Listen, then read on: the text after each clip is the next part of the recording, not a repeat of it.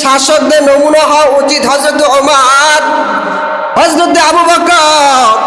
তারা যেভাবে রাষ্ট্র পরিচালনা করেছে, আমাদের দেশের রাষ্ট্রপ্রধানরাও যদি সেরকম ভাবে রাষ্ট্র পরিচালনা করে, ওই রাষ্ট্রটা সবচেয়ে শান্তির রাষ্ট্র বলে পরিগণিত হবে। ঠিক কিনা বলেন? রাষ্ট্র কি হবে? সবচেয়ে সুন্দর রাষ্ট্রে পরিণত হবে ইনশাআল্লাহ। হযরত ওমর কেমন ছিলেন? দিনের বেলা রাষ্ট্র পরিচালনা করেছেন, রাত্রিবেলা মানুষের ধারে ধারে গিয়েছেন। কার কোন হালাত, কে কোন অবস্থায় আছে, এটা জানার জন্য। আমার ভাইয়েরা, আপনি যদি মানুষের ধারে ধারে না যান, মানুষের দুঃখ কষ্ট আপনি বুঝবেন না। আপনি যদি দেশের শাসনকর্তা হয়ে এসি রুমে থাকেন আর কোটি টাকার গাড়িতে চলেন, এসি রুমে থাইকা কেউ শীত মানে তার কাছে কি ঠান্ডা লাগবে না গরম লাগবে? বলেন। যে এসি রুমে থাকে তার কি লাগবে? ঠান্ডা লাগবে। তার কাছে তো বাইরে কি গরম এটা সে বুঝবে না। আবার যে কোটি টাকার গাড়িতে চলে, তার কাছে তো এই ভাঙ্গাচুর রাস্তাকে সবচেয়ে ভালো মনে হইব, কারণ সে কোটি টাকার গাড়ির মধ্যে আছে। আবার 30 আইটেম দিয়ে খাবার খায় যদি কয় দেশের মানুষ তো ভালোই আছে, আমি 30 আইটেম দিয়ে খাই, সবাই তো 30 আইটেম দিয়ে খায়। কিন্তু তাকে বুঝতে হবে, মানুষের ধারে ধারে যেতে হবে, মানুষের ভালো মন্দ বুঝার জন্য। এজন্য হযরত ওমর রাত্রিবেলা মানুষের ধারে ধারে যখন ঘুরতে গেলেন, দেখলেন একটা ঘর থেকে কান্নার আওয়াজ শোনা যায়। হযরত ওমর ওই ঘরের মধ্যে ঢুকি দিলেন। কেন এই ঘরের মধ্যে রাত্রিবেলা, রাত্রি গভীরে কেন কান্নার আওয়াজ শোনা যায়? গিয়ে দেখলেন একটা মহিলা কিছু পাথর জাল দিতেছে। কি করতেছে? কিছু পাথর জাল দিতেছে। পাশে দুইটা বাচ্চা ঘুমন্ত, একটা বাচ্চা ছোট কান্না করতেছে। জিজ্ঞেস করা হলো, মা আপনার বাচ্চারা কেন কান্না করে, আর আপনি কি জাল দিতেছেন? বলে, ভাই তুমি কে? তোমাকে বলে কি লাভ? বলে, আমি একজন পথিক। সে যে রাষ্ট্রপ্রধান এটা পরিচয় দেয় নাই। কি দেয় নাই? এটা পরিচয় দেয় নাই। বলে, আমি একজন পথিক। বলো মা, এই কেন হালত আপনাদের? বলে, আমার স্বামী যুদ্ধে মারা গিয়েছে, ইসলামের জন্য শহীদ হয়েছে। আমি এখন 3টা বাচ্চা নিয়ে বড় কষ্টের মধ্যে আছি। আজকে কয়েকদিন হলো আমার ঘরে খাবার নাই। আমি মা নিজে না খাওয়ার কারণে আমার কোলের বাচ্চাটা দুধ পর্যন্ত পায় না। কি? দুধ পর্যন্ত পায় না। আর আমার বাচ্চাগুলো কান্না করে। আমার ঘরে তো কোনো খাবার নাই। আমি তাদেরকে সান্ত্বনা দেওয়ার জন্য বলছি, বাবা তোমরা ঘুমাও, তোমাদের জন্য খাবার পাকানো হচ্ছে। আসলে কিন্তু খাবার না, কি পাথর পাকাইতেছে।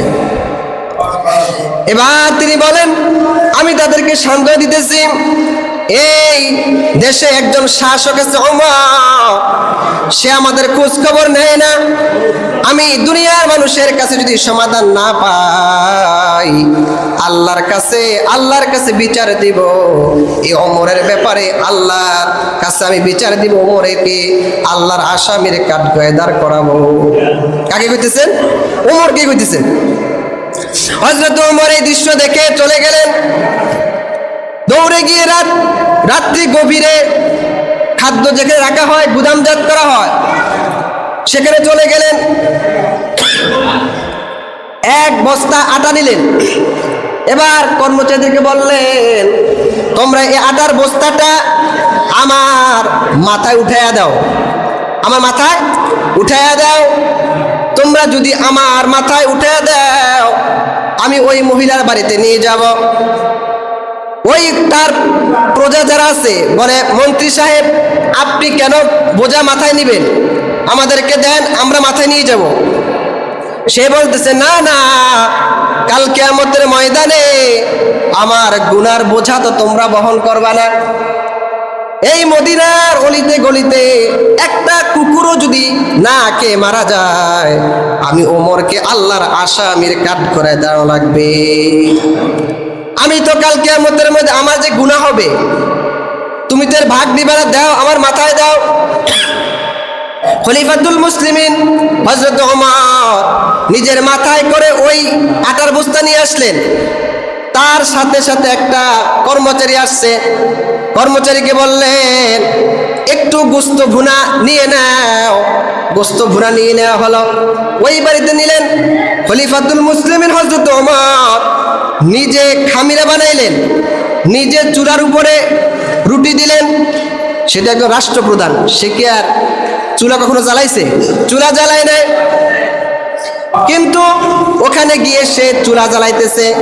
চুলায় তো পুরুষ মানুষ এমনি আগুন ধরাইতে পারে না, এটা তো গ্যাস না যে টিপ দিলে হবে। ওই কাঠ দিয়ে আগুন ধরায় হযরত ওমর। কাঠ দিয়ে যখন আগুন ধরায়, আগুন ভালো করে জ্বলে না। ওই ধোঁয়ায় ওমরের চোখ বেয়ে বেয়ে পানি পড়তেছে, চোখ লাল হয়ে গেছে। ওই দিক দিয়ে মহিলা পর্দার আড়াল থেকে দেখতেছে ওমর এত কষ্ট করতেছে। বলে ভাই আপনি চলে যান, আমি চুলার আগুন ধরাই, আমি আগুন জ্বালাবো, আপনি পারবেন না। বলে না না, আমি চাই দুনিয়ার আগুন আমি আজকে জ্বালাই, তাহলে কাল কিয়ামতের ময়দানে আল্লাহ আমাকে আগুনে আর জ্বালাবে না। কি এই আগুন আমি জ্বালাবো, তাহলে পরকালে আমি আল্লাহর আযাব থেকে, আগুন থেকে বাঁচতে পারবো। এবার সে নিজে রুটি বানাইলেন। রাষ্ট্রপ্রধান ওমর ওই তার বাড়ি থেকে ভুনা গোস্ত নিলেন, বাচ্চাদেরকে খাওয়াইলেন, নিজে হাতে খাওয়াইলেন। এরপরে বললেন মা আপনি খান, আর এই আটার বস্তা শেষ হওয়ার আগে আগে আপনি আবার আমাকে খবর দিবেন, আমি আবার আপনাকে আটা নিয়ে হাজির হয়ে যাব। পরদিন যখন হযরত ওমর সংসদে গেলেন, এবার যখন নামাজ শেষে মসজিদ নববীর মধ্যে সাহাবায়ে কেরামদেরকে বলে, সাহাবায়ে কেরাম তোমরা আজকে এখানে বসো, একজন অপরাধীর বিচার হবে। কি বলছে? একজন অপরাধীর বিচার হবে। সাহাবায়ের তো বলতেছেন হয়তো তার এরিয়ার মধ্যে কেউ হয়তো অপরাধ করছে, জন্য বিচার হবে, সবাই বসছে। একজনকে পাঠাইছেন, যাও যাও অমুক গ্রামে একটা বস্তির মধ্যে একটা মহিলা আছে, তাকে ডেকে নিয়ে আসো। সবাই চিন্তা করলো হয়তো মহিলা কোনো অপরাধ করেছে। মহিলা যখন এই ঘটনা বলল, আপনাকে বাদশা ডেকেছে, তার পেটে তো কামড় দিছে, কালকের হয়তো যুবককে ঘটনা মনে হয় বলে দিছে, রাষ্ট্রপ্রধানের কাছে বলছে আজকে তো আমার অবস্থা খারাপ। এবার সন্তানদেরকে বলতেছেন, সন্তান মায়ের কাছ থেকে বিদায় দাও, রাষ্ট্রপ্রধান আমাকে ডেকেছে, হয়তো অপরাধের কারণে আমাকে সেখানে কতল করে দিবে, আমাকে হয়তো নিঃশেষ করে দিবে। সে ভীত অবস্থায় যখন গেলেন, দেখতেছেন কালকে যে যুবক আটার বস্তা নিয়েছে, আজকে ওই যুবক সংসদে, দেখেই তো তার অবস্থা খারাপ। এবার সে বললেন মা আপনি চিন্তিত হবেন না, আমার গায়ে একটা রুমাল আছে, একটা রুমাল, একটা মাথা আমি ওমরের গলায় পেঁচিয়ে দিলাম, আরেকটা রুমালের মাথা আপনার হাতে দিলাম। বলে কি বলতেছেন ভাই, আমি তো বড় ভীত অবস্থায় আছি, আজকে হয়তো আমাকে শাস্তি দেওয়া হবে। সে বলল না না, একটা রুমাল আমার গলায় পেঁচাইলাম, আর একটা রুমাল মাথা আপনার হাতে দিলাম, আপনার যেখানে মনে চায় সেখানে আমি ওমরকে ঘুরাইতে পারে। কেন? বলে আমি ওমর আগে ভাগে আপনার খবর নিতে পারি নাই, এজন্য আমি দুঃখিত, আমার ভুল হয়েছে মা, আপনি আমাকে যেভাবে ইচ্ছা সেভাবে আপনি আমাকে শাস্তি দেন।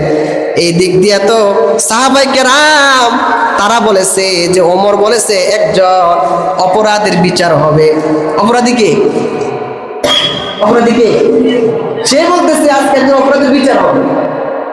এরকম জবাবদিহিমূলক শাসক যদি আমাদের দেশে হতো, তাহলে এই দেশটা আসলে একটা সোনার দেশ হয়েছে। ঠিক কিনা বলেন? ঠিক কিনা বলেন? ওমরের মতো শাসক যদি আল্লাহ পাক আমাদের যারা শাসক ছিল বা এখনো আলহামদুলিল্লাহ হয়েছে, তারাও যদি ওমরের মতো হয়, তাহলে আমাদের দেশের মানুষ শান্তিতে বসবাস করতে হবে। ঠিক কিনা বলেন?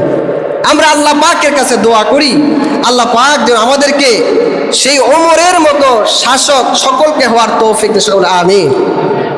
যেন তারা মানুষের দুঃখে দুঃখী হতে পারে, মানুষের সুখে সুখী হতে পারে, ঠিক কিনা বলেন? এমন যদি হতো আমার দেশের শাসক হতো আবু বকরের মতো, হতো ওমরেরই মতো, ঠিক কিনা?